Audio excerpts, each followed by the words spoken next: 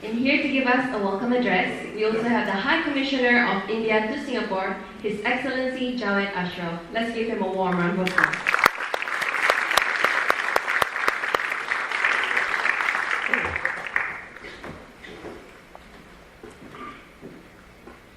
Good evening, everyone.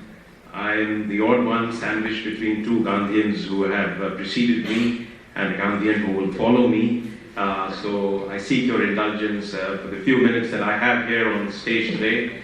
Ms. Ila Gandhi, such a privilege to have you here in Singapore, not so much because you're the granddaughter of the great Mahatma, but because you really embody the Gandhian values in everything you do and you have done in your very distinguished life so far. And it is people like you who lift up the world in times of great distress. And also delighted to have my diplomatic colleagues from Canada and South Africa that remind us of our connected histories. And also thank Gopio and SMU for putting this together. Gopio has been the Global Overseas Persons of Indian Origin organization. Has done a wonderful job on the past 2 days of spreading the message of Mahatma Gandhi.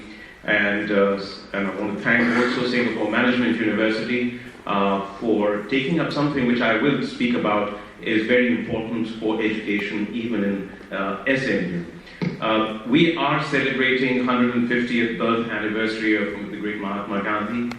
This is also 70 years since he tragically passed away, an act of great violence. So 150 years after his birth, 70 years after his death, the world is celebrating the Gandhi Jayanti and a year-long celebration of his 150th anniversary. The United Nations observes October 2 as the International Day of Non-Violence. Across the world, you will see in hundreds of countries statues in Gandhian centers. So there must be something more to him than the fact that he led a nation, the largest nation in the world, second most populous nation in the world, to freedom. It is also more than the fact that he fashioned the instrument of peaceful resistance, non-cooperation, and non-violence to dislodge the greatest empire in human history.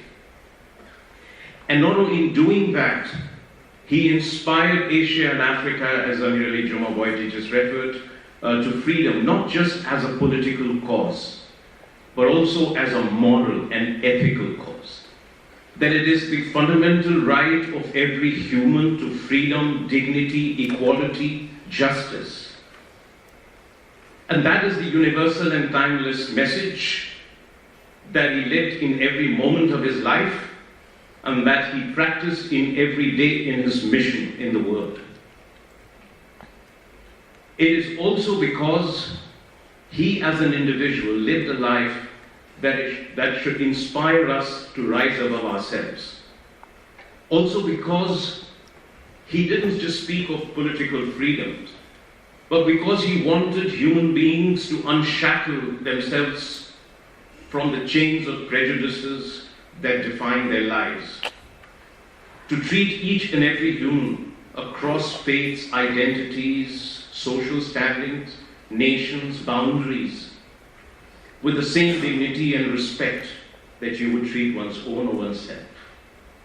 And that is why his mission was more than the flag of an independent India flying the world, and which is why he is so revered across the world, and why he inspired generations of people. It is also because he fashioned a political thought processes of what the relationship between state and human beings and individuals should be. And it was very revolutionary for its times. And it is something that even the youth can relate to in today's world. That the state is subservient to the individual, not the other way around. That is individual from the state. He fashioned an economic thought process, which I can tell you in a world of growing inequities, in a world of growing challenges, it reminds us that if we speak about inclusive development, when we speak about this new economics where there are not those who left behind and those who came enormously, we need to look back at that model. And he spoke about environment sustainability when no one even thought about it. not just in terms of technological solutions, but even more importantly, in terms of how we relate to nature, how we live our lives. And as I've always said, an energy that is not consumed is the cleanest form of energy. Material that is not consumed is the best way to save our planet. And this is what he spoke about.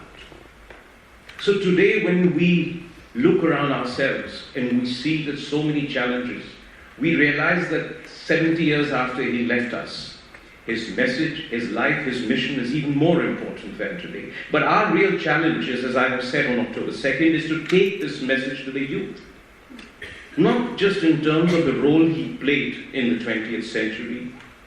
We all know that in that competition of many ideas and ideologies for the soul of the world in the 20th century, the idea of Gandhi prevailed over others. But it is now our job to contextualize this for our youth. Can we speak about his life not just in terms of historical facts and anecdotes, but also that he was such an experimenter, that he was such an innovator. Innovator because he took on this grand mission of liberation and came out with a completely new way of achieving it. Speak of him as a communicator, and in this Singapore Management University we talk a lot about communication strategies. That you can pick up a mound of salt and turn a tax on salt as something that inspired a movement across the country. That is the power of symbolism. Or when he went and joined the Indigo movement in Mumbai, in the way he dressed, in the way he lived, the power of communication and how he communicated. That is a lesson that we need to learn from him. His sense of enterprise, his sense of relationship between enterprise and society, that we are trustees of society. And if we follow this model across the world, so much of these challenges that we are facing will go.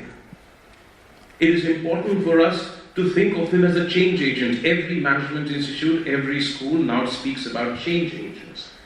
How he harnessed the forces of support and overcame the forces of resistance.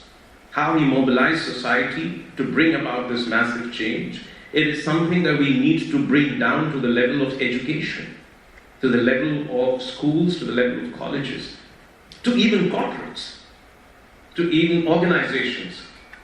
Because it is a unique model of way of doing things. We need to again talk about, today we talk about startups, we talk about innovation. Can we start thinking about innovation that has social impact? And we want to do the next in India-Singapore entrepreneurship event as a Charkha event. As entrepreneurship that addresses social causes, of solutions using technology for old age, for health, for education, for water, for sanitation, for affordable housing. These are, again, can we inspire the youth to think of those kinds of innovations? And finally, it is important today to mainstream his development model, his environmentally sustainable model, and his political philosophy. Even today, when the youth speak about challenging the status quo, they should take inspiration from him. Look at the romance and the moral strength that he built up. Look at what he talked about was Atma Shakti, the soul power, not the brute power. The soul power that enables you to overcome, first of all, yourself. And in that moral strength, you're able to overcome the greatest of forces in the world. That is the inspiration if our youth get.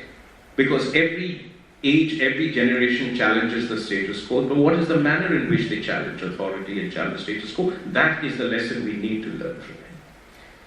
So, as Ambassador Kesavapani said, and it's a great idea, that we need to make this more than just an annual exercise. It has to be in the form of an institution. We must all get together to support a Gandhi Center for Research here.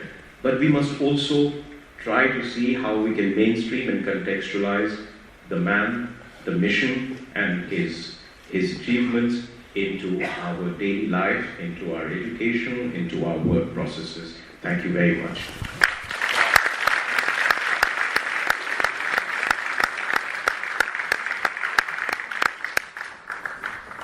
Thank you, Your Excellency Jawed Ashraf.